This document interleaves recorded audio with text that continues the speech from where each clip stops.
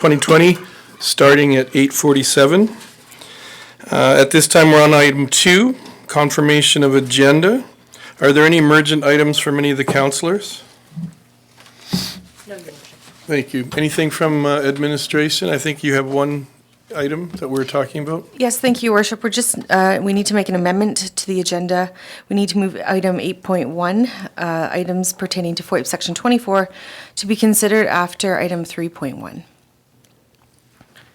Thank you very much.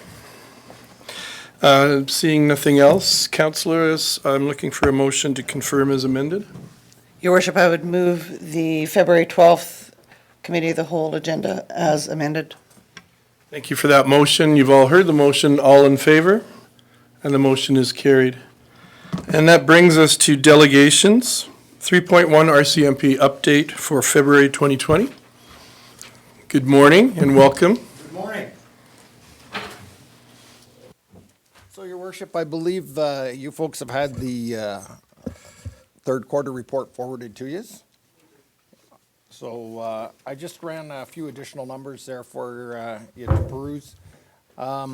During the last 3 months of 2019, the Strathmore detachment basically dealt with just about 3,500 files. Of them, the local detachment, and so that includes the traffic services in the area. The local detachment handled about 2,100 of those, and of them, 121's unfounded. The significance in that number is the fact that those are investigations where members had to conduct an investigation to determine that it is not actually a criminal offense or whatever, so it's not like it didn't happen, so there was no time allocated to that. It worked out to about, the detachment was handling about 23 files a day, calls for service a day. And then the report that was forwarded to you folks is a breakdown of those calls, which works out to about 486 significant investigations that are broke down in the report for you. Also of note is the fact that over and above that, there's 257 of them are traffic violations issued in the area. So I can't really get into the nuts and bolts on any of the investigations, but from what I'm seeing since I've been here, it looks like there's some pretty solid work being done by the members here. They're carrying some significant caseloads, so I'm monitoring that to see how that's going to roll out. Our APP third quarter report, our numbers have been calculated. As a whole, we're on target for most of them. We've had a little bit of increase in commercial break-and enters, but the residential break-and enters have dropped to below the targeted number, so we're having some successes in that area. I guess of significant administratively, we've met with our team leaders, and since I've been here, I've not really satisfied that we're rolling out our crime reduction strategy the way it's been intended. So we're going to kind of do a reset on that, excuse me, as we move forward, and hopefully that will help us target some of our priorities under our annual performance plan. To that, I'm waiting for the letter of expectation from the town that we can look at populating, rolling that document or parts of that document into our next year's annual performance plan, which commences on April 1st. Of course, we're trying to generate that document now, so it'll be up and running by the 1st of April. And aside from that, unless you folks have any questions for me, Thank you very much for your report. Thank you, Your Worship. Councillor Peterson. Thank you, Staff Sergeant Morgan. One of the things that stood out for me was in the report was that in the last quarter was that you had attended to 46 issues under mental health. I guess my question to you is how are you finding the support services in the community relevant to that? I can't imagine the difficulty this must that must be generated, especially in the after-hours context of the work that your staff carries out? That's a good question, and I'm glad you picked up on that. The issue is mental health is a health issue. It's not a policing issue. So, And yet it is. yet it is. And that's the problem, is systemically, after hours, yeah, or even during the day. We're the first people to get called. These files, they take a lot of time. By the time you start detaining people, getting them to facilities, waiting for them to be assessed, and that's all falling back on the backs of the police. I mean, I can't speak to the health system. What I can say is, in my experience, I've noticed that unfortunately when these people come into our lights, what happens is their behaviors end up becoming criminal, which isn't necessarily fair to them. So I'm not saying a system's broke or whatever. All I'm saying is we have to assess and say, like, realistically, is this person, even though the optics would appear that the person's behavior is criminal, the underlying issues isn't. But unfortunately, you know, we're policemen, we're not medical professionals, so we have to deal with what is dealt with us. Takes a lot of time, deals with these things. Sometimes they're prepared, go right up into the court system before they look at it and say, the underlying issue here, like, and realistically, are these people criminals? They're not, right? They're people that need medical help. We're not medical professionals. May I respond, Gordon? Yes. So, we are in the very earliest, Conversations with our community and our neighbors, a neighboring community, around supporting incidences related to issues of addiction and mental health particularly. And so this data that you're collecting is something that's on our radar. And I know that we'll be seeking you out for information and direction, I think, asking into the future how best, when as this community becomes better at weaving that safety net, how we can better work within your organization to mitigate circumstances that you just described and to better address the issues so we can address the statistics that you've brought forward to us. And I appreciate it being here, and I appreciate the fact that it's a large number and a concerning one. And regrettably, Madam Councillor, is what I can't track, what I don't track, I don't, statistically I can't track it, is the number of hours, right? I can't say that's 46 calls, we're 46 hours, right? Like, some of them could be 2 members for 3, 4, 5 hours. Some of them could be 1 member, 10 minutes, right? And we don't have the vehicle to track that. So, I mean, there's a huge commitment. I know in a previous division I was in, they started trying to track that, trying to come up with some type of tracking system. There was nothing perfect. But it equated to several hours of manpower dealing with health issues, right? I really appreciate the work you're doing. So, thank you. Thank you, Councillor Peterson. Councillor Bauer. Thank you, Your Worship. And thank you, Staff Sergeant, for your report and also your delicacy with dealing with the matter of mental health. It is on our radar, as Councillor Peterson has mentioned. And I was going to ask you if we could have further statistics, but I understand the manpower required to do that would be quite substantial. And I don't want to in any way tax your already, your force is doing everything that they can to work with the health system and integrate services. I think what would help me, though, is if I was able to see the past quarter, like last year's quarter results, and then this year, to see if there was an increase or a decrease. Do you have that available for us? I don't immediately. That number is certainly, that number is easily achievable. Yes. I don't know if you picked up, is that this report here is a new format that I've asked Jessica to prepare. Yep. And it'll actually, the reason you only have the one quarter is because it's the first quarter we've used it, but the document will be expanded as we go on, and it'll allow us to provide year-to-date, and we can probably, so you'll always have the year-to-date on top of it.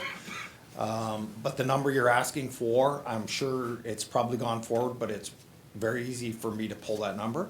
Again, the number would only be the number of calls for service, not the allocation of manpower hours to deal with it. Right, and that wouldn't differentiate if the individual was admitted to care or if they remained in their own home as well. And so it's very difficult with a number like that to interpret what it means.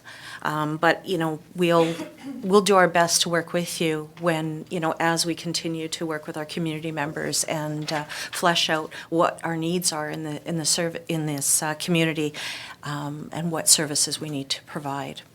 So I can tell council, though, that it is a reality of what we deal with every day. So the issue we deal with, and you need to understand that this number here is the number for Strathmore, right? Like, I have members also stationed in the Wheatland and Rocky County, and I mean, it's the same in those areas. We had run some reports at Carson the other night and for a meeting there, and the numbers were quite significant. So there's only certain things we can take ownership of. At the end of the day, what we have done, and it's been rolled out with the RCMP for several years, is getting members the training to deal with helping to make those assessments, not a mental health assessment of somebody, but an assessment of a situation that this appears to be a mental health related incident as opposed to a criminal incident. So that helps us in how to deal with it, as opposed to, like, are we gonna tie up a lot of resources processing this as a criminal incident when we really know the underlying incident is mental health, is the best avenue to resolve this situation, to push them before the court, right? So now we've made this mental issue a criminal matter, as opposed to directing them in the right services to get the mental help that they need. Exactly. The other thing that I wanted to just touch on, there seems to be an increased presence on social media in this town with people reporting suspicious activity around homes. More people have cameras. They seem to be putting faces out there of individuals that have been coming up to their doorbell, either ringing it or just looking around and that kind of thing. Would you please just inform the public if this is helpful, for one, because I would like to know your stand on this, and then also how we can better assist you as a member of the public with these types of incidences, and whether or not it is helpful to report them or if it's helpful to put them on social media. I think I know the answer, but I'd like to hear it from you. Yes, it's helpful. At the end of the day, we cannot direct people to do any certain activity. If it comes under the direction of the RCMP, they now become our agents. And the legal issues behind that are huge. So at the end of the day, if somebody wants to post something on social media, that's up to them. I think it's helpful. It gets, a lot of our stuff where people are identified are because people have the photos, right? We're called after the fact. So I'm not gonna discourage it at all. Social media is not the end result though. I mean, everything we do is statistically driven. Everything we do, especially with our policing model that this crime reduction strategy, is all intelligence-led policing. So if people are not reporting to us, we don't scan social media every day to try and identify crime trends.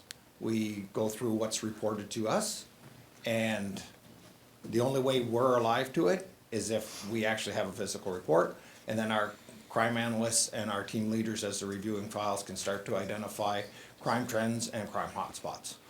So to answer that part of your question is, I still encourage, I'm not gonna discourage you from putting it on social media, but we need to know. And in your opinion, are the trends of petty theft, crime, and break-and-enters on the rise because of the current economic downturn? Or is it a misconception? You know what? I can't answer that. We don't, we track criminal statistics. Are they up? Are they down? What the, social, economical reasoning is for it, I don't know, right? Like, you would need probably legitimate criminal analysts and, right? We can tell you, I can tell you either there's a rise or decrease in thieving, Yes. but what their reasoning is for it, I mean. I so appreciate your comments. Common sense would prevail, right? Thank you. There's a perception in this town that it might not perhaps be safe, and I completely disagree with that. And I would just like to put it out there that, social media is not helping the situation by reporting these on social media and not coming to the police. Absolutely, I would agree 100%. This is not the first place I've lived. This is not the first province I've lived. And, I feel very safe here. This is probably one of the better communities that I've been in. Since we've been here, we have really been enjoying the walking trails at night. And I have seen several young people walking on those trails alone. And those people would not be out there if they didn't feel safe. Mind you, some of them got some big dogs, so that helps. But my little dogs aren't a whole lot of protection. But I would not encourage my family to be out utilizing those trails if I didn't feel this was a safe community. Myself also. That's I only echo my your personal opinion. your comments. Thank you very much, Staff Sergeant. Thank you, Councillor Bauer. Former Deputy Mayor Montgomery. Thank you, Worship. I just had a question about the report itself, whether like this, are these listing people, like number of charges that were laid, or just the number of reports, or a mix of both? So these are investigations, everything that is not unfounded. So they might still be ongoing, they might be cleared by charges, they may have been unsubstantiated. Okay. But it does not include unfounded, because if somebody calls and alleges, for example, second line there, a sexual assault, and we conduct the investigation and found out that no, it's something other than that, then it would no longer populate as a sexual assault. But if it's an ongoing investigation, so this is active investigations or ones that have been resolved by way of charge. Okay, awesome. Thank you very much. Thank you, Councillor Montgomery. Current Deputy Mayor It's like, what are you doing? Corbeil. Thank you, Your Worship. Freudian slip there. No, thank you. I did not accept. And good morning, and thank you very much for your report. I actually just have a little bit to follow up with from Councillor Bowers about economics and stuff like that. There's actually been 2 break-and-enters in my cul-de-sac. I'm assuming that they would have phoned the police, but my neighbor, his truck was broke into, his garage was open, and food was stolen. So I just think some of the things that are being stolen is is a result of the economic times that we're in, because it's food. It's not so much tools and stuff like that they're stealing. But that was just one of my observations or whatever, just from my community. Not that I don't feel it's safe. I just think that people are sometimes at a wit's end. Like, this is, yeah, it's starving or stealing. But I just want to say thank you very much for coming and for your report. You're welcome, and just to speak to that, I mean, I can only speak about experience, and like I said, you know, I don't have no degree in criminology or anything like that, but traditionally what I found in my experience is thieving is either to support a drug habit or support a family, right? So, you know, you're just out and out thief and you never want to work for anything, right? So, yeah, I mean, one could be related to one or the other. I mean, drug issues have always been a problem.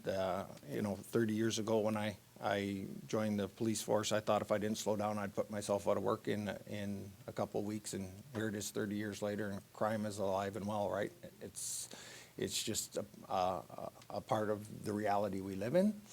So those sort of things do you know, determine why people are thieving. Traditionally, you know, if you get break-ins where it's alcohol, it's usually kids, right? Petty theft from vehicles, you know, like, you know, stealing your dollar Change. grocery cart change or whatever is usually kids. Once you start getting into, like you indicated, food going, chances are there's other issues going on. Yeah, the only reason I mention it is because it's actually one of the first times that I've actually heard, like, food was stolen out of freezers. I was like, oh, wow. So anyway, thank you very much. Thank you, Deputy Mayor. Thank you for your report, much appreciated, and it's given us lots to think about. It's really well done. Thank you. Have a good day. Thank you. Thank you. Trent wants to speak. Oh, Trent, would you like to say a few words?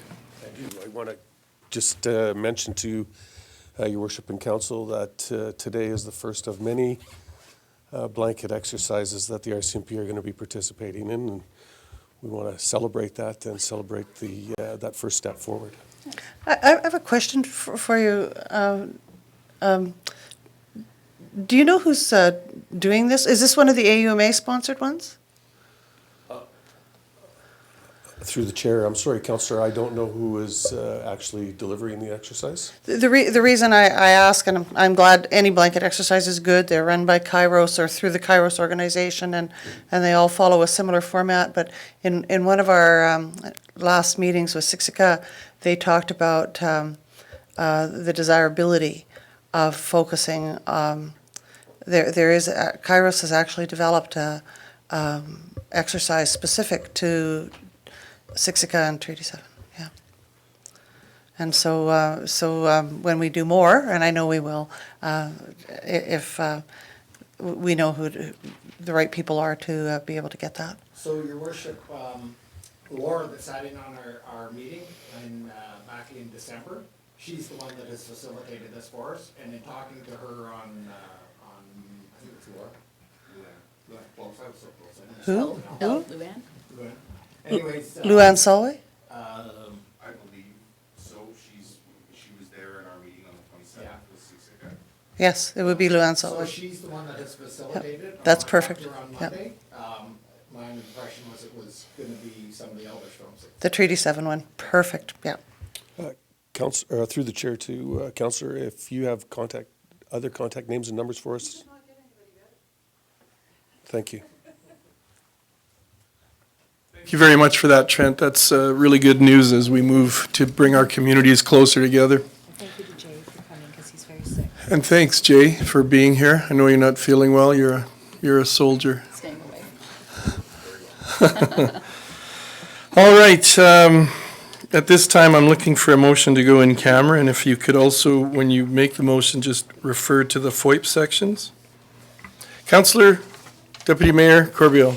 Thank you, Your Worship. I move into in-camera with items pertaining to FOIP, Section 24(1)A, 24(1)B, 24(1)G, 23(1)G.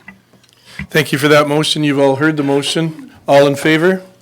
And we're now going in camera.